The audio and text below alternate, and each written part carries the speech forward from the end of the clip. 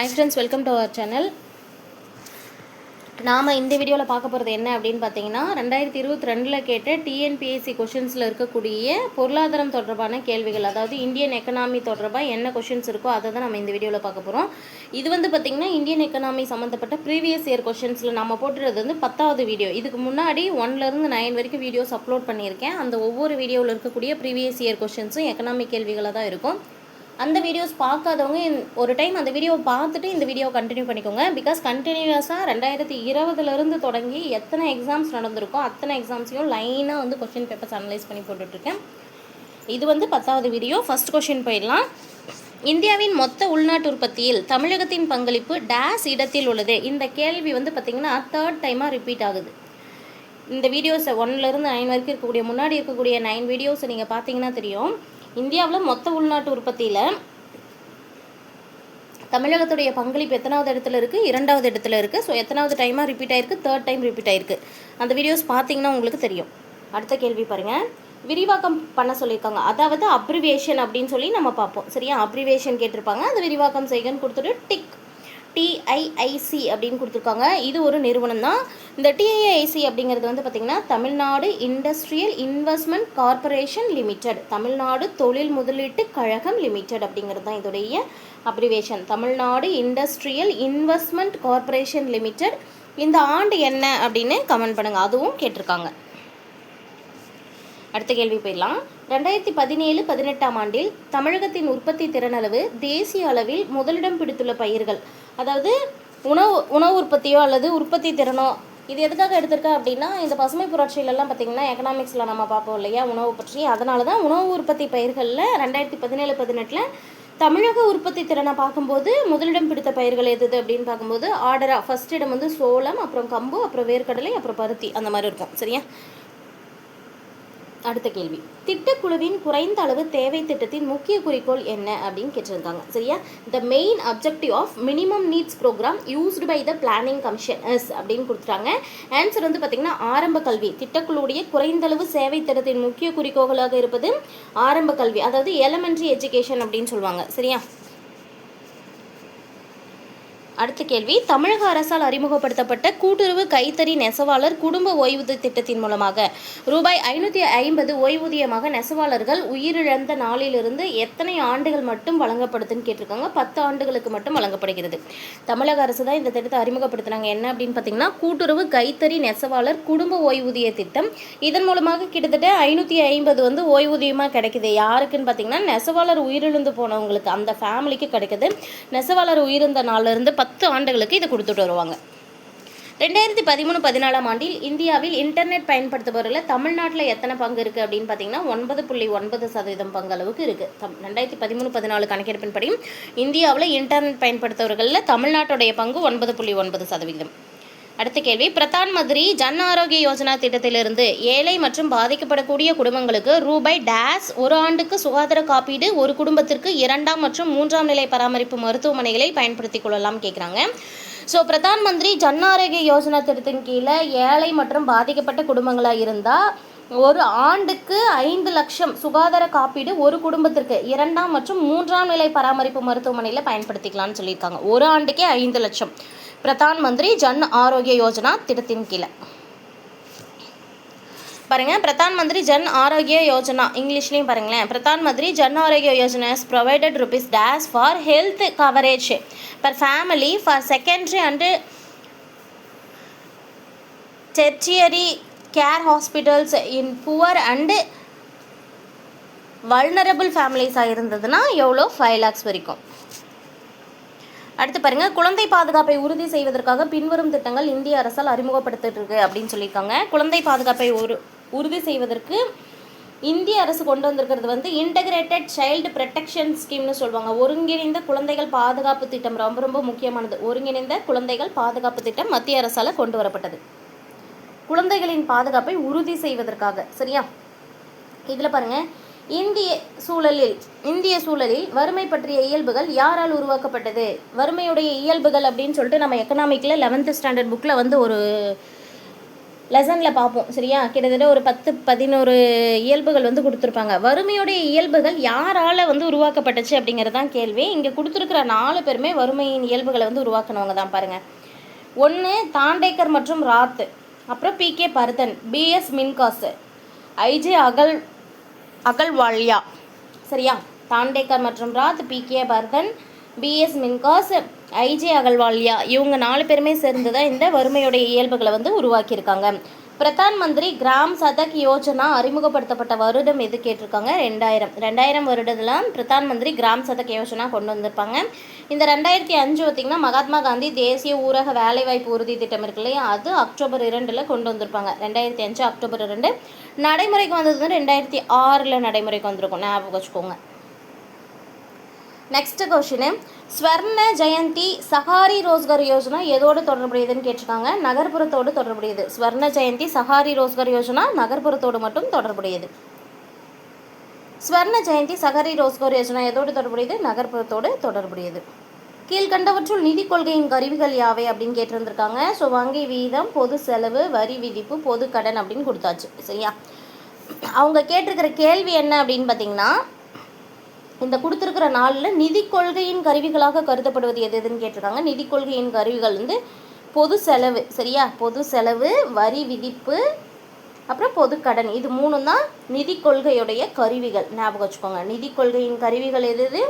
பொது செலவு, வரி விதிப்பு, பொது கடன். அடுத்த கேள்வி, இந்திய கட்டமைப்பை மாற்றுவதற்கான தேசிய நிறுவன குழு இந்தியாவில் எப்போது அமைக்கப்பட்டது? அதாவது நித்தி ஆயோக், அதை தான் சொல்கிறாங்க, national institution for transforming India. சரியா, நித்தி ஆயோக் எப்போது கட்டமைக்கப்பட்டது அப்படின்றதான் கேள்வி. ஸோ ஜான்வரி 1, 2015 அமைக்கப்பட்டது. ஜான்வரி 1, 2015.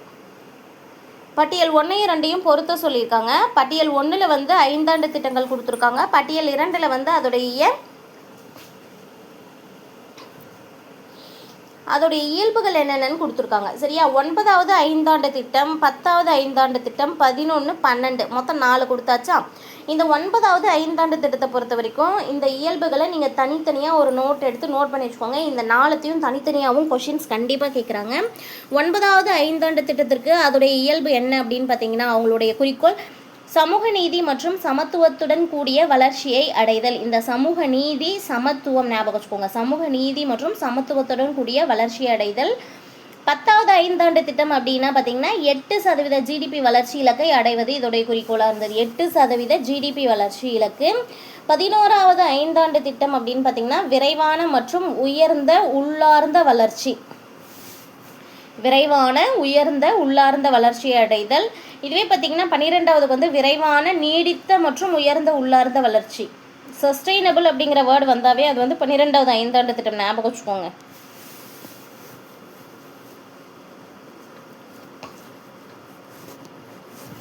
இங்கே இன்க்ளூசிவ் மட்டும் இருக்கும், இங்கே சஸ்டெயினபிளும் இருக்கும், இன்க்ளூசிவும் இருக்கும். இங்கிலீஷில் படித்து ஞாபகம் வச்சுக்கோங்க. சரியா, அடுத்தது PM கதி சக்தி என்பது பொருளாதார வளர்ச்சி மற்றும் நிலையான வளர்ச்சிக்கான மாற்று அணுகுமுறை. இது டேஸில் கவனம் செலுத்துகிறது. PM கதி சக்தி அப்படிங்கிறது வந்து பொருளாதார வளர்ச்சிக்கும் நிலையான வளர்ச்சிக்கான மாற்று அணுகுமுறைன்னு சொல்லிட்டாங்க. இது எதில் வந்து அதிகமாக கவனம் செலுத்துதுங்கிற ஒரு கேள்வி கேட்டிருக்காங்க. பன்முக இணைவில் கவனம் செலுத்துகிறது. PM கதி சக்தி அப்படிங்கிறது பன்முக இணைவு கவனம் செலுத்தக்கூடியது. கீழ்கண்டவற்றில் எது பேட்டி பச்சோ பேட்டி பதோ என்ற ஒன்றிய அரசின் திட்டத்தின் நோக்கம் கிடையாது அப்படின்னு கொடுத்துட்டாங்க. பேட்டி பச்சோ பேட்டி பதோ அப்படிங்கிற திட்டத்துடைய நோக்கங்கள் என்னென்னு தெரிஞ்சாதான் எது இல்லைன்னு தெரியும். பாலின அடிப்படையிலான தேர்வு நீக்கத்தை தடை செய்வது, அதாவது ஆண் பெண் வேறுபாடு இருக்கு இல்லையா, அந்த இதை தடை செய்கிறது. பெண் குழந்தைகளுடைய வாழ்வு மற்றும் பாதுகாப்பை உறுதி செய்வது, பெண் குழந்தைகளுடைய கல்வி மற்றும் பங்கேற்பை உறுதி செய்கிறது. இதுதான் பேட்டி பச்சோ பேட்டி பதோ திட்டத்துடைய நோக்கங்கள். சம்மந்தப்பட்ட பெண் குழந்தையுடைய பெயரில் நிரந்தரமான ஒரு வைப்பு தொகையை ஏற்படுத்தணும் அப்படிங்கிறது இந்த திட்டத்தின் கீழே வராது. So answer is option D. வராதது தானே கேட்டிருக்காங்க, அதனால ஆப்ஷன் டி 4 மட்டும் வராது. அடுத்த கேள்வி பாருங்க, பின் வருவனவற்றுள் எந்த குறிகாட்டி மனிதவள மேம்பாட்டு குறியீட்டை கணக்கிட பயன்படுத்துறது கிடையாது? இதுவுமே பார்த்தீங்கன்னா இதோட 4வது டைமாக ரிப்பீட் ஆகக்கூடிய கேள்வி தான். HDI அப்படின்னு எடுத்துக்கிட்டாவே நமக்கு 3 ஞாபகம் இருக்கணும். ஒன்று வாழ்நாள் கால அளவு, இன்னொன்று கல்வி, அவங்களுடைய வருமானம். சரியா, எவ்வளோ காலம் இருப்பாங்க, அவங்க எப்படி கல்வி கற்றுப்பாங்க, அதை வச்சு எப்படி வருமானம் இது பண்ணுவாங்க. மற்ற எது வந்தாலும் அதில் வராது. ஸோ நுகர்வோர் விலை குறியீடு அப்படிங்கிறது நமக்கு ஹெச்டிஐயில் வரக்கூடிய குறியீடு கிடையாது. ஹெச்டிஐயில் வரக்கூடியது ஒன்று வாழ்நாள், இன்னொன்று கல்வி, இன்னொன்று வருமானம். அடுத்தது நம்பிக்கை இணையம், அதாவது என்ஐ அப்படின்னு சொல்கிறாங்க. இந்த நம்பிக்கை இணையம் அப்படிங்கிற தமிழ்நாடு அரசு திட்டம் வந்து எதை பற்றியது அப்படின்னா, மாநிலம் முழுவதும் பிளாக் செயின் உள்கட்டமைப்பு உருவாக்குது. மாநிலம் முழுவதும் பிளாக் செயின் உள்கட்டமைப்பு தான் நம்பிக்கை இணையம் அப்படின்னு சொல்கிறாங்க. அடுத்த கேள்வி பார்க்கலாம். கலைஞரின் அனைத்து கிராம ஒருங்கிணைந்த வேளாண் வளர்ச்சி திட்டத்தின் முக்கிய நோக்கம் என்ன அப்படின்னு கொடுத்துட்டாங்க. கலைஞருடைய அனைத்து கிராம ஒருங்கிணைந்த வேளாண் வளர்ச்சி திட்டம். இதில் வந்து பார்த்திங்கன்னா நமக்கு என்ன கேட்டிருக்காங்க அப்படின்னா அதோடைய நோக்கம் கேட்டிருக்காங்க. இதோட நோக்கத்தில் வந்து நமக்கு என்ன வரும் அப்படின்னு பார்த்தீங்கன்னா 1, 2, 4 பார்த்துக்கோங்க. என்னென்ன சாகுபடி பரப்பை அதிகரிக்க செய்வது, தொடர்ந்து நிலத்தை சாகுபடிக்கு கொண்டு வருவது, நீராதாரங்களை பெருக்குவது, புதிய பயிர்களை அறிமுகப்படுத்துவதன் மூலமாக பயிர் முறையை மாற்றுறது வந்து இதோடைய முறையில் வராது. So answer option C. அடுத்தது பொறுத்துக்கு கொடுத்துருக்காங்க. கீழ்கண்டவற்றை பொறுத்துக்க அப்படின்னு கொடுத்தாச்சு. 1997, 98, 2006, 2009. ஸோ எந்தெந்த ஆண்டுகளில் என்னென்ன திட்டம் கொண்டு வந்தாங்க அப்படிங்கிறது தான். சமத்துவபுரம் வந்து 1997 உருவாக்கப்பட்டது. 1998 நமக்கு நாமே திட்டம் கொண்டு வரப்பட்டது. 2006 அனைத்து வருமுன் காப்போம் திட்டம் கொண்டு வரப்பட்டது. 2009 அனைத்து கிராம அண்ணாமர வளர்ச்சி திட்டம் கொண்டு வரப்பட்டது. ஸோ நான் 3, 4, 2, 1 அப்படிங்கிறது தான் வந்து இதுக்கு சரியான ஆன்சர். Option A. அடுத்த கேள்வியை பாருங்கள். இந்திய அரசின் பின்வரும் திட்டங்களுள் துப்புரவு தொழிலாளர்களின் பாதுகாப்பையும் மதிப்பையும் உறுதி செய்வது எது அப்படின்னு கேட்டிருக்காங்க. அதாவது இந்த குப்பையெல்லாம் அள்ளுறாங்கல்ல, அந்த மாதிரி துப்புரவு பணியாளர்கள் இருக்காங்க இல்லையா, அவங்களுடைய பாதுகாப்பையும் மதிப்பையும் உறுதி செய்கிறது எது அப்படின்னு பார்த்தீங்கன்னா நமஸ்தே திட்டம். அவங்களுக்காகவே கொண்டு வரப்பட்ட ஒரு தனித்திட்டம் இது நமஸ்தே திட்டம். கூற்று காரணம் கொடுத்துருக்காங்க. எந்த ஒரு நாட்டின் மேம்பாட்டிற்குமே மனிதவளம் அத்தியாவசியமாக இருக்கிறது. கல்வி மற்றும் மக்கள் நலத்தில் முதலீடு செய்வதன் விளைவாக நாட்டின் எதிர்காலத்தில் அதிக அளவு பலன் கிடைக்கும் அப்படின்னு கொடுத்துருக்காங்க. ஸோ இதுக்கான ஆன்சர் என்ன பார்த்தீங்கன்னா கூற்று காரணம் ரெண்டுமே சரியானது மற்றும் சரியான விளக்கம். ஆன்சர் வந்து ஆப்ஷன் ஏ. எந்த ஒரு நாட்டின் மேம்பாட்டிற்கும் மனிதவளம் அத்தியாவசியமாக இருக்குது. கல்வி மற்றும் மக்கள் நலத்தில் தான் முதலீடு செய்கிறதன் மூலமாக நாட்டுடைய எதிர்காலத்தில் அதிக அளவு பலன் கிடைக்கும் அப்படின்னு கொடுத்துருக்காங்க. பின்வரும் நிறுவனங்களில் எது தேசிய நிறுவன தர கட்டமைப்பின்படி ஒட்டுமொத்த தரவரிசையில் முதலிடத்தை பெற்றிருக்குன்னு கேட்குறாங்க. ஸோ ஒவ்வொரு இதுக்கும் வந்து ரேங்கிங் கொடுக்கும்போது தேசிய நிறுவன தர கட்டமைப்பு படி ஒட்டுமொத்த தரவரிசையிலே ஃபஸ்ட் பிளேஸ் இருக்கிறது ஐஐடி மெட்ராஸ்க்கு தான். அடுத்த கேள்வி, இந்திய பொருளாதாரம் இதன் மூலமாக குறிக்கப்படுகிறது அப்படின்னு கொடுத்துருக்காங்க. ஸோ இந்திய பொருளாதாரம் எதை பேஸ் பண்ணி குறிக்கிறாங்க அப்படிங்கிறத இங்கே கேள்வி. ஒன்று வந்து குறைந்த தலா வருமானம், சரியா, உழைக்கும் மக்கள் அதிக விகிதத்தில் தொழிற்சாலையில் ஈடுபட்டுள்ளமே இதில் வராது. மேம்படுத்தப்பட்ட மூலதன உருவாக்க விகிதம், ஸோ 1 வரும் 3 வரும். வேலை வாய்ப்பில் சிக்கல்கள் இருக்குதுல்ல, இது அதில் வராது, சரியா. So answer is option B. 1 மற்றும் 3 சரியானவை. குறைந்த தலா வருமானம், மேம்படுத்தப்பட்ட மூலதன உருவாக்க விகிதம். அடுத்த கேள்வி பாருங்கள். இந்திய ரிசர்வ் வங்கியுடைய செயல்பாடுகள் என்னென்ன அப்படின்னு கேட்டிருக்காங்க. ஸோ இதுவுமே வந்து இந்திய ரிசர்வ் வங்கியின் செயல்பாடுகள் அல்லாதது எது அப்படிங்கிற மாதிரி ஒரு கொஷினாக கேட்டிருந்தாங்க. இங்கே வந்து செயல்பாடுகள் மட்டும் கேட்டிருக்காங்க. நாணயங்கள் மற்றும் ரூபாய் நோட்டை வெளியிடுவது, அரசாங்கத்திற்கு வங்கியாளராக செயல்படுவது, நாட்டின் கடன் முறைகளை ஒழுங்குபடுத்துறது, இது எல்லாமே வந்து ஆர்பிஐயோடைய ஒர்க்கு தான். ஸோ நமக்கு 3மே வரும். Answer option D. Pradhan Mantri Ujjwala திட்டத்தின், அதாவது PMUY அப்படின்னு சொல்கிறாங்க, முக்கிய நோக்கம் என்ன அப்படின்னு கேட்டிருக்காங்க. ஆன்சர் வந்து பார்த்திங்கன்னா ஆப்ஷன் பி. அனைத்து கிராம வீடுகளுக்குமே திரவமாக்கப்பட்ட சுத்தமான பெட்ரோலிய வாயு ஆற்றல் எரிபொருள் வளம் கொடுக்கணும் அப்படிங்கிறது தான். எல்பிஜி, லிக்விட் பெட்ரோலியம் கொடுக்கணும் அப்படிங்கிறது தான். இந்திய ரிசர்வ் வங்கி அறிமுகப்படுத்த உள்ள மைய வங்கியின் மெய்நிகர் மின்னணு பணத்தின் அமைப்புகள் வந்து எந்த மாதிரி இருக்கும்னு கேட்குறாங்க. அது வங்கி கணக்கு அடிப்படையில் இருக்கும், அதே போல் அடையாள வில்லையாகவும் இருக்கும். So answer is option C. 1 மற்றும் 2. இந்திய ரிசர்வ் வங்கி அறிமுகப்படுத்த உள்ள மைய வங்கியின் மெய்நிகர் மின்னணு பணத்தின் அமைப்பு முறைகள் வங்கி கணக்கு அடிப்படையிலானது, அதே போல் அடையாள வில்லைகளாகவும் இருக்கும். அடுத்த கேள்வி பாருங்கள்.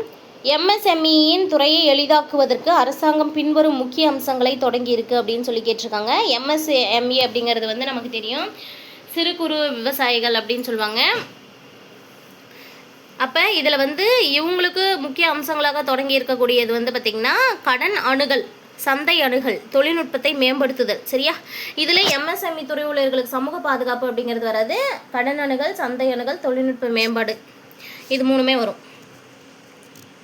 அடுத்தது இது ஒரு பொறுத்துக்க. சுகாதார திட்டங்களும் அதோடைய குறிக்கோள்களையும் பொறுத்தணும். நாம ஃபர்ஸ்ட் சுகாதார திட்டம் வந்து தமிழ்நாடு சுகாதார அமைப்பு மறுகட்டமைப்பு திட்டம்.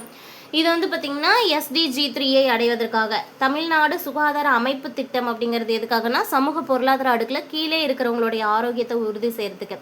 காப்பீடு திட்டம் அப்படிங்கிறது எதுக்காக அப்படின்னு பார்த்தீங்கன்னா நவீன மற்றும் உயர்தர சுகாதார வசதிகளை ஏழைகளுக்கு கொண்டு போய் கொடுக்கணும். தமிழ்நாடு நகர சுகாதார திட்டம் அப்படிங்கிறது நகர ஏழைகளுடைய ஆரோக்கியத்தை உயர்த்ததுக்காக. So answer option A. அடுத்த கேள்வி பாருங்க, மத்திய பல்கலைக்கழகங்கள் திருத்த சட்டம் 2022. சரியா, மத்திய பல்கலைக்கழக திருச்சட்டம் 2022 வந்திருக்கு. அந்த 2022 இருக்கக்கூடிய சேர்க்கப்பட்ட சரத்துக்கள் என்னென்ன அப்படின்னு கேட்டிருக்காங்க. சரியா, இதுல கதிசக்தி விஸ்வவித்யாலயா நிறுவப்படணும் அப்படின்னு சொல்லி கொடுத்துருக்காங்க. ஸோ இது சரியானது. அடுத்தது 4வதா பாருங்க, போக்குவரத்து தொழில்நுட்பம் மற்றும் மேலாண்மை தொடர்பான பல்வேறு துறைகளில் உயர்தர கற்பித்தல் ஆராய்ச்சி மற்றும் திறன் மேம்பாட்டை வழங்குவது. ஸோ 1 மற்றும் 4 தான் இதுக்கு சரியான ஆன்சர். ஆன்சர் வந்து ஆப்ஷன் டி. அடுத்து கூற்று காரணம் கொடுத்துருக்காங்க. இந்திய அரசாங்கம் பொருளாதாரம் சார்ந்த திட்டங்களை தாழ்த்தப்பட்ட மற்றும் மலைவாழின மக்கள் பயன்பெறும் வகையில் செயல்படுத்துகிறது. ஸோ இந்திய அரசாங்கம் என்ன பண்ணுது அப்படின்னா தன்னுடைய பொருளாதாரம் சார்ந்த திட்டங்கள் அனைத்தையுமே தாழ்த்தப்பட்ட மக்களுக்காகவும் மலைவாழ் மக்கள் பயன் அடையக்கூடிய வகையில் செயல்படுத்துகிறாங்கன்னு சொல்கிறாங்க. பொம்மையை செய்வது, கூடை முடைதல், அகர்பத்தி மற்றும் பீடி சுற்றுதல், துணி தையலகம், காலணி தயாரித்தல் போன்ற சிறு தொழில்களுக்கு கடன் கொடுக்கறதன் மூலமாக ஏழை மக்கள் துணை வருமானம் பெறுவதற்காக அரசு உதவி செய்யுது அப்படின்னு சொல்லி கொடுத்துருக்காங்க. இதுக்கு ஆன்சர் என்ன வரும்னு பார்த்தீங்கன்னா கூற்று காரணம் ரெண்டுமே சரியானது, ஒன்று சரியாக விளக்குது அப்படிங்கிறது தான். அடுத்தது பாருங்க, கூற்று காரணம் கொடுத்துருக்காங்க. விலை குறைந்தால் வாங்கும் சக்தி அதிகரிக்கிறது மற்றும் இது நேர்மாறானதுன்னு கொடுத்துருக்காங்க. பொருளின் உற்பத்தி குறைந்து விலை அதிகரிப்பதால் வாங்கும் திறன் பாதிக்கப்படுகிறது அப்படின்னு காரணம் கொடுத்துருக்காங்க. இது கூற்று காரணம் ரெண்டுமே சரியானது தான், அதே போல் சரியான விளக்கமும்.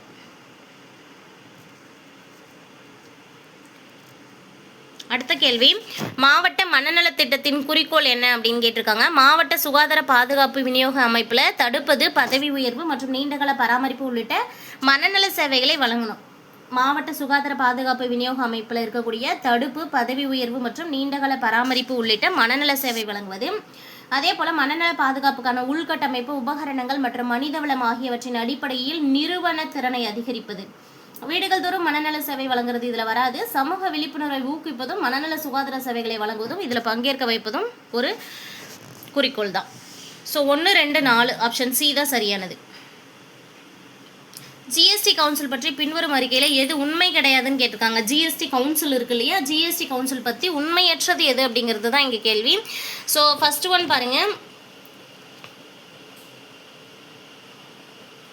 ஜிஎஸ்டி கவுன்சில் உறுப்பினர்கள் தங்களில் ஒருவரை கவுன்சிலின் துணைத் தலைவராக தேர்வு செய்கிறார் அப்படின்னு கொடுத்துருக்காங்க இல்லையா. ஸோ இது வந்து தவறானது.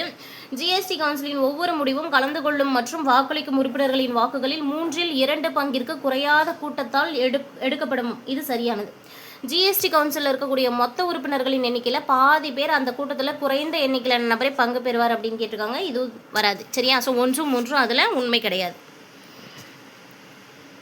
பியூரா என்ற சொல்லின் சரியான விரிவாக்கம் என்ன அப்படின்னு தேர்ந்தெடுக்க சொல்லியிருக்காங்க. பியூரா அப்படிங்கிறது வந்து பார்த்தீங்கன்னா provision of urban amenities in rural areas அப்படின்னு சொல்லி இங்கிலீஷில் தான் நம்ம அதை வந்து அப்ரிவேஷன் பார்க்க முடியும். இந்த அப்ரிவேஷனையும் கேட்கலாம், தனியாக ஒரு கொஷினில் கேட்டிருக்காங்க ஆல்ரெடி. ஸோ இது ஞாபகம் வச்சுக்கோங்க. Provisions of urban amenities in rural areas, இதுதான் அதோடைய விரிவாக்கம். அது நம்ம தமிழ் படுத்தும் போது பார்த்திங்கன்னா கிராமப்புற பகுதிகளில் நகர்ப்புற வசதிகளை ஏற்படுத்துறது. கீழ்கண்டவற்றில் புதிய தொழிற்கொள்கையுடைய நோக்கங்களாக இருப்பது என்ன அப்படின்னு கேட்டிருக்காங்க. அதாவது புதிய தொழிற்கொள்கையுடைய நோக்கங்கள் இருக்கு இல்லையா, அந்த நோக்கங்களை அடைவதற்கு நம்ம என்னென்ன முறைகள்லாம் மேற்கொள்ளணும் அப்படிங்கிறது தான் இங்கே கொஷின். ஸோ ஒன்று வந்து பார்த்திங்கன்னா தொழில் உரிமம், 2வது அயல்நாட்டு முதலீடு, இன்னொன்று வந்து பொதுத்துறை நிர்வாகம், இது எல்லாமே வரும். இந்த அயல்நாட்டு வாணிப கொள்கை அப்படிங்கிறது இதில் வராது. So answer is option C, 1, 2 மற்றும் 4. இந்திய அரசின் பணமாக்க கொள்கையானது பொருளாதார கொள்கையின் பின்வரும் 2 நோக்கங்களை வலியுறுத்துதுன்னு கேட்டிருக்காங்க. இந்திய அரசுடைய பணக்கொள்கை இருக்கு இல்லையா, அது பொருளாதார கொள்கையுடைய எந்த 2 நோக்கங்களை வலியுறுத்துதுன்னா ஃபர்ஸ்ட் 2 நோக்கங்கள் ஞாபகம் வச்சுக்கோங்க. பொருளாதாரத்தின் பணவீக்க அழுத்தத்தை கட்டுப்படுத்தவும் குறைப்பதும், தேசிய வருமானம் மற்றும் மக்களின் வாழ்க்கை தரத்தை உயர்த்த நாட்டின் பொருளாதார வளர்ச்சியை விரைவுபடுத்துவது. இது 2 தான். ஸோ 1 மற்றும் 2 தான் சரியானவை. ஆன்சர் வந்து பார்த்திங்கன்னா ஆப்ஷன் பி. அடுத்த கேள்வி, இந்தியா இந்தியா சுற்றுலா புள்ளி விவரம் 2022 படி அந்நிய நாட்டு சுற்றுலா பயணிகளால் அதிக அளவில் சுற்றி பார்க்கப்படும் சுற்றுலா தலமாக இருப்பது எது அப்படின்னு பார்த்தீங்கன்னா மகாபலிபுரம். ஆன்சர் வந்து ஆப்ஷன் சி, மகாபலிபுரம். அடுத்து, கீழ்கண்டவற்றில் எது போஷான் 2.0 திட்டத்தின் கூறப்படாததுன்னு கேட்டிருக்காங்க. இந்த போஷான் 2.0 திட்டம் பார்த்தீங்கன்னா குழந்தைகளின் ஊட்டச்சத்து குறைபாடு, அதே போல் 11 வயது பெண்களுடைய ஊட்டச்சத்து குறைபாடு, கர்ப்பிணி பெண்கள் மற்றும் பாலூட்டு தாய்மார்கள் பற்றி சொல்லியிருப்பாங்க. வயது முதிர்ந்தவர்களுடைய ஊட்டச்சத்து குறைபாடை பற்றி இந்த போஷன் அபியான் திட்டத்தில் வந்து சொல்லப்பட்டிருக்காது. So answer is option D. இதில் கூறப்படாதது தான் கேட்டிருக்காங்க. பின்வரும் அறிக்கைகளில் தொழில்துறை உற்பத்தியின் வரிசை பற்றி சரியான கூற்று என்ன அப்படின்னு கேட்டிருக்காங்க. தொழில்துறை உற்பத்தி வரிசையை பற்றி சொல்லணும் அப்படின்னா இது வந்து பல்வேறு பொருளாதார துறைகளின் உற்பத்தி நடவடிக்கையில் முக்கிய பொருளாதார குறிகாட்டியாக இருக்குது. அதே போல் தரவுகள் மற்றும் புள்ளியியல் அமைப்பு, அதனால தான் தொடர்ந்து இது வெளியிடப்படுது. அதே போல் இதற்கான அடிப்படை ஆண்டு வந்து 2011-12 இதை வெளியிட்டு வராங்க அப்படின்னு கொடுத்துருக்காங்க. இது மூணுமே சரியானது தான். அடுத்த கேள்வி பாருங்கள். நேரு மகளனோபிஸ் திட்ட மாதிரி பின்வரும் உத்திகளை வலியுறுத்தியதுன்னு சொல்லிட்டாங்க. ஸோ நேரு மகளனோபிஸ் திட்ட மாதிரியில் எதெல்லாம் வந்தது அப்படின்றது தான் இங்கே கேள்வி. அதிகமான சேமிப்பு வீதம், அதே போல் கனரக தொழிலுக்கு முன்னுரிமை கொடுப்பது. அதிகமான சேமிப்பு வீதம், கனரக தொழிலுக்கு முன்னுரிமை, புதிய தொழிலுக்கு பாதுகாப்பு தருவது, இறக்குமதி பதிலீட்டு ஊக்கமின்மை அப்படிங்கிறது இதில் வராது. ஆன்சர் வந்து 1, 2 மற்றும் 4 இருக்கணும். Answer option C.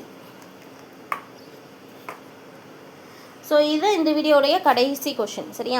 So next இருக்கக்கூடிய வீடியோவில் நம்ம என்ன பார்க்க போகிறோம் அப்படின்னு பார்த்தீங்கன்னா, இன்னும் ஒரு 3 கொஷின் பேப்பர் பெண்டிங் இருக்குது. மொத்தம் வந்து 2022 22 டிஎன்பிஎஸ்சி கொஷின்ஸ் நடந்திருந்தது. இந்த 9 வீடியோவில் 2020 நம்ம பார்த்தாச்சு. இது 10வது வீடியோ. இதுலேயும் வந்து 2 கொஷின் பேப்பர் எடுத்திருக்கோம். இன்னும் ஒரு 3 கொஷின் பேப்பர் மட்டும் பெண்டிங் இருக்குது. அந்த 3 கொஷின் பேப்பரில் இருக்கக்கூடிய எக்கனாமிக் கேள்விகளை அடுத்து வரக்கூடிய வீடியோவில் நம்ம போட்டுடலாம். இதோட வந்து பார்த்திங்கன்னா 2022 வரைக்கும் முடிஞ்சது. அடுத்து 2023 அப்படிங்கிறதுக்கு நம்ம போவோம். எப்போ அப்படின்னா இன்னும் ஒரு வீடியோ அப்லோட் பண்ண பிறகு, சரியா? இந்த வீடியோ ரொம்ப யூஸ்ஃபுல்லாக இருந்ததுன்னா ஃப்ரெண்ட்ஸுக்கு ஷேர் பண்ணுங்கள். நம்ம சேனல் இப்போ தான் ஃபஸ்ட் டைம் பார்க்குறீங்க அப்படின்னா சேனலை சப்ஸ்கிரைப் பண்ணி பக்கத்தில் இருக்கிற பெல் ஐக்கானை கிளிக் பண்ணி வச்சுக்கோங்க. தேங்க்யூ.